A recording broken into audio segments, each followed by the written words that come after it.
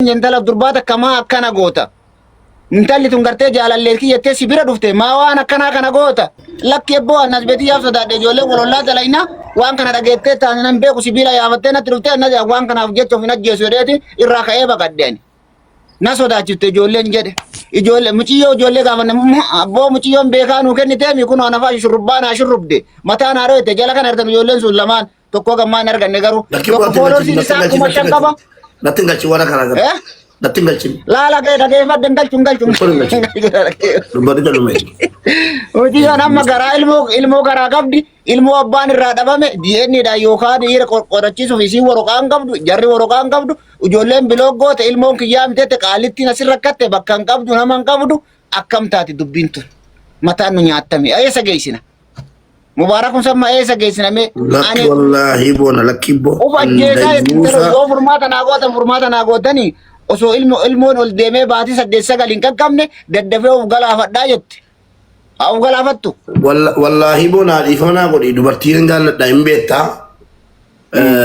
matara da jirti natti fidingaru sababni isa namni tokko yero waa jaallatu ilaalate ma jaallatan jedhu ilmi namaa waluma jaallachuuf uumame ilmi namaa yeroo dubartii uumu gara kanaan immoo dhiira uumeera yeroo samii uumu lafa uume yeroo nama uumu bineensa uume yeroo bokkaa uumu ibidda uume bishaan uume ibidda uume wal bira uume rakkoon qabu garuu akkamitti dhiira sadii afur gidduu deemtee ganaa rabbii isii salphise amma isii salphisuuf jira jechuudha dhiira sadii afur gidduu deemtee waa dhiiran taane ni kaayatti lama sadiin fuutu oo islaamataati maal jechuudha lakkibbo wallahi natti fidu ayyee kana godhi mube ani waan kana jalqa ballee takka aga walitti dabalamne keessa si rakkisee hin beeku nama gargaari jedhee abbaan fedhe onatti mee barbaade keessaan gargaara oo barbaade ammoo gaafa dheera malee takka nama sitti fidee beeka takka fayyaan si rakkisee jiraan si rakkisee beeka hin beeku nan beekaan haga namni nama rakkisu beeka ati saahiba kee kan yeroo dheeraati waan barbaade godha soo jedhe akkati gootu abdii sirraa qaba akka garteetiin himnaan bakka qabdullee nan beeka garuu si rakkisee hin beeku ammallee si rakkisu sagantaa qabeetiin jira galgala irratti dhuftee manuma kiyya keessa teettee waan kanallee dubbachuullee baattu jaan agarta gurraan dhageessa dhageeffadhu isiillee nan fida galgala boonaan booda osoo isiin osoo itti himattu ajjeese osoo boonatti himattu du'ee akkanaan hin jenne haa dhuftu feemasa Oromoon beeytu asirratti dhageeffadha feemasa Oromoon beeytu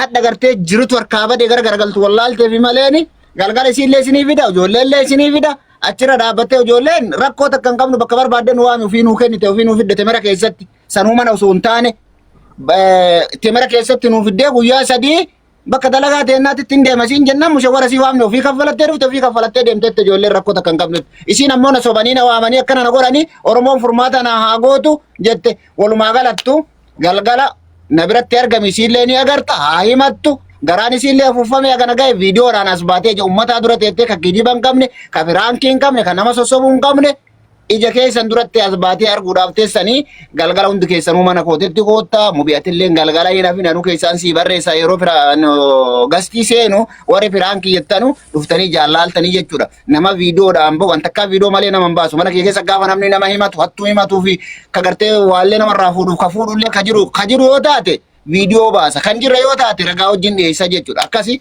hundi keessanuu fooloo godhaadhaa galgala mana kootetti koottaa raajii dhageettanii asuma jirti biyyuma takka keessa waliin jirra ijoolleen baadiyyaa kana keessatti garuu waan nama ajaa'ibu ijoolleen kutaa sadiinu gargara mucaan tokko Baalee tokko Arsii tokko Harargeedha goratti siin calawu akkas inshallah galgala itti qophaa'uu ajandaa gaariidha ajaa'iba wasaa saawee qoriyyatta galgala sa'a sabaaf nuusa akka Dubaayitti sa'a 8 nuusa akka Saudi Arabiyaatti sa'aatii takkaa fi Oromiyaa walakkaadha takkaa walakkatti itti qophaa'aa galgala inshallah rabbi jedhe ajandaa bareeda jechuudha ajandaa mi'aayaa ajaa'iba garuu bona waa tokko sitti ma bonaaf obboleessa ni dhufna rakkoon qabu garuu dhaqa dhaggeeffannee yeroo kaan inni siidhaama yani warra kana maal gochuu qabda warra kanaa kun maal godhamuu qabu maaliif kun sagalee argachuu qabdu numa irraa baradhaa yoo ta'e malee bona garuu atis waan ati goote nan beeka yoo irraa dubbatti dubartiin suwarraa barattu jechuu ta'e malee obboleessa waa gargaarsaati miti bara nama marraa beekasina dubbannaa wanta hin fidaa jiruuf tokkoffaa warri baadiyyaa keessatti deemee akka barbaaduuf godhu irraa waa baratu malee gargaarsa isii gargaartu hin jiru. Isiinuu dhufuu baatu dirqittiin qabeessii bira ta'an amma. Deemsi kee naa ta'a yoo Viidiyoon isii na bira jira. Viidiyoon isii na bira jira. Jechuu dhiisuu danda'u gati deebi. Amma naa son naa galeera deemsi kee. Bareeda yoo isin dhufuu dhiifte iyyuu ijoollee warraa baratti. Waan bareedaa kaaftee obboleetti dhageessee akkasi. atuntu dhageessee dhiifti. Inna baatee dhaggeeffatu sitti himaa waa. Xalabaadhaa bahuu isin hin gorsu. Yeroo xalabaadhaa baatan dhaggeeffatu. Yeroo xalabaadhaa baatee kalli wallii taata. Nama seeraan ala biyya sana keessa jiraatu taata. Yoo duute du'aa kee galchuu hin dandeenyu. Yoo rakkoo si qabe dhaxxee poolisiitti himachuu hin dandeessu. Yoo madaamii si ajjeeftee mana sitti cufte waa tokko si gochuu hin dandeenyu. Warri kalli wallii mirgan qaban. Yoo sii ta'e yoo dandeesse taa'i hojjetadhu hoggaa lamman keessa barii fixeeti biyya gali. Yoo siin ta'u ta'e immoo eesse yoo siin ta'u ta'e immoo gali ana Dubaay si fidaa kunoo waadaan si galaa. Ana Dubaay si fidaa dhuftee xalabaa galta. Eesse sii ta'a kana siin ta'u karaa si baasutti beeka. An dubartiidhaan takkaa guyyaa tokko badin jenne dheengadda mana makii keessa taa'e iyyuu malee amucaadhaan badin jenne quuftuu sanaan wallaahi badin jenne ilma namaa tokko geesse. Dalagaa miti bara amma dalagaa jira homaa namatti hin fakkaatu beektamu bee qaalitti nan bira jiru kun jaartiidha baay'ee intiniidha namataanis baay'ee intinii miti waggaa tokko bira ga'eera. Akkasiin jedhee sis fakkaattota kee ajjala jiranuuf si qofaaf hin haasa'u feetan fudhattu feetaniif. Annama mana xalabaatii badeen gargaaru kana booda. Nama mana xalabaatii badeen gargaaru. Yeroo rakkale dhaggeeffadhu yeroo rakkale jedhu isin maaliif baddu dur waa lama sadii isinii ka'a. Wanni lama sadii isinii kaa'u sana dhiiseen waa tokkitti isinii kaa'an. Dur shamarran yeroo mana xalabaatii baddu gariin jedheen bakka sadiitti isin qoodera. Gariini maatiin si iyyeessa. Gaafa biyyarraa baatu maatiin waattu gurguree liqeeffatee biyyaa isin baasee jennaan biyya namaa keessa deemtanii yoon biyyatti gale kaleessa maatiin liqeeffatee biyyaa na baase maal jedheen maatiitti gala lakki asii badeen hojjedhee jijjiiramee gaafa yaani wareegama jechuudha. Yoon du'es du'a yoon jiraadhe jiraadha jettanii seeraan ala taatanii jiraattu biyya namaa keessa mirga of dhawwitanii maatiidhaa jettanii wanni kun dhaabachuu qaba. Naa ta'uu dide kottaa akka ta'etti na argadhaati mubaarak xalabaa nageessitaa Dubaayin yookiin biyya tokko biyya kanaan dhaquu barbaada xalabaa na ergitaa annan galaafanii xalabaa dhaabaluun barbaadu jedhaan itti maa hin ta'u hin badina waan isin balleessu kun hunda keessan duriyyummaa baddu isiniin jedhaan jiru shamarran duriyyummaa baddi hin jenne isiin tokko immoo utuma hojiin isiidhaa ta'ee jiru madaamiin isiidhaa taatee jirtu ijoollee dadhabdi. Ijoollee rukutaa, ijoollee azabaa, yeroo siin asii sirreeffattee gara biraa sirreessuudhaatti ijoollee bishaan lafatti naqaa, ijoollee madaamii tokko tokkoon faanda'a. Dabuu nyaanni. Faandoo isaa yaasa. Faxuura nyaanni. Nuti qabadhu. Abdoo. Faxuura kee nuti irraa kaaftu malee dubbachuu dandeessu. Sini galee achirraa baatanii hojjettutu madaamii isinii taatu jireenyi mana keessaa rukuttaan wanta tokko isinii ta'uu danda'an baatu. Biyyatti galuudha jettanii. Isiin sadaffaan immoo utuma hojiin isiidhaa ta'u utuma madaamiin isiidhaa taatu ilmoo koo jettee bashannansiiftee amantee baasuu kitti ergitee akka barbaaddeemtu kana keessa bixxillaate utuma bahee jettee kan utumaa jaalaa wal argitee hin beekne armas shub godha yookiin Bangaalii fuudhee baha yookiin Suudaanii yookiin Paakistaanii fudhatee bahee shaa godha.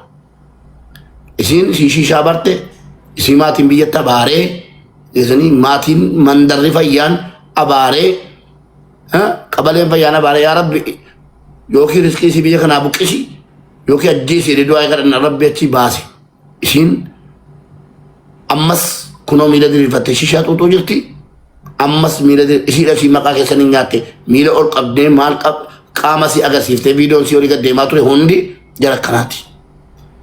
Jara akkuma abaaramanii biyya baanitti nama abaaramee biyyaa ba'e falakaa'uun hin danda'amu natti isin dhufinaasin. Garuu ijoollee miskiinni maatiin keessa rakkoodha rakkattuudha. Haati keenya abbaan keenya harka qalleettiidha. Yoo biyya gallee lamuun hin argannu biyya tokkotti hin qabnu bakka baanee dalagachuu dharraan keenya jettanii ji'a 3-4 hojjedhaati yoo ta'uu dide gara biyyaatti galaa isin baafna. Isinii galee paaspoortii keessan gattanii ba'uurra paaspoortii keessaniin galaati biyya alaatti hin baafna. Malee mana xalabaatii baluu isin dhowween jira shamarran. Dheengadde quuftuu gaafa isin baatu wallaahi bira taa'uu hin qabu ture. Isuma dhuguma. Dogoggorran shamarran irratti dogoggore jira yoo jedhame quuftuu dheengadde maaliif? Quuftuun mana arabaa sana caala nama keenya harkatti rakkatte. Nama keenya keessatti mataa dhabdee of ajjeesuudhaaf hin jooglatte. Akkasii macaa'ochaan ta'ina. Amma fakkeenyaa mucattiin tokko kunola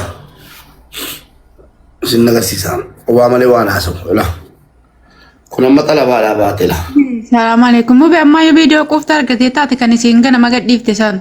Barakaatu jalqabarranti namni ilma namaa taate haadha kee jaallattu obboleettii kee jaallattu haadha manaa keetiif kabaja qabdu obboleettii keenya foon irraa dhumee lafeetti galtee mana namaa obboleewwan keenya ijoollee arsii isin kan isin fayyadamtan yeroo arrabaati yeroo galataa fayyadama ijoollee arsii kutaanaan jechuudha ofitti qabanii mana ofii kaa'atanii na barbaadaa turan beellama yeroo dheeraan boodan dhufee viidiyoo kana waraabaa isin immoo mucaan kun mana xalabaatii baddee oggaafuu jala bira teesse oggaafuu jala bira teesse jala fayyaddee kiraa manaa irraa kafaltee gabadha kiraa manaa irraa kafaltee hojiin jiraataa turte. Namni kan inni mana kiraa kireeffatee jiraatuuf gaafa dhukkubaatiif akkam beekutti. Akkasuudhaan itti ijoollee baalee ijoollee harargee ijoollee kutaa meeqaa wajjin jiraataa ture. Ijoollee jimmaa wajjin carraa jiraachuu hin arganne. Isuma argumaan si deema. Bucuudha jedhama sadiin caalu ijoollee jimmaa wajjin kan jiraanne. Dhageessan ijoollee kutaa 11 dhageessanii ijoollee kutaa 11 wajjin jiraataa ture. Mucayyoon kun amma dhalattuu ijoollee Wallaggaati. Gaafa isiin qophiliin godha waan ningeetti kenne. Gaafa hoggaa meeqa jiraattu jara wajjin kiraa manaa kaffalte. Gaafa dhukkubaatii fi manni kan kireeffatamu. Mana koo shaanxaatti hin kaffalamu. Amma mana koo yoo dhufee namni kireeffate ijoolleen shaanxaa na bira kaa'ate nan sobee ijoollee shamarranii. Shaanxaa na bira kaa'ate shaanxaatti kaffala. Gaafa kamii beektu manichi shaanxaa bakka kaa'attu dhabdee miti. Mana hojii fudhattee galtuu dandeessi madaamiin hin gammaddiyyuu. Kalli walliin tokko namni qaamaan qabne tokko shaanxaa sii fudhattee mana hojiitti galuu dandeessi. Garuu yoo hundi gaaftu dhukkubfadhe keessatti amma godhaadhaan mana kireeffattee teessi. Mucaan kun amma waggaa 4 namaa wajjin jiraattee gaafa siin dhukkubfattee jettu gadi baasanii karaarratti gatan. Karaarraa ijoolleen arsii fudhatanii galan.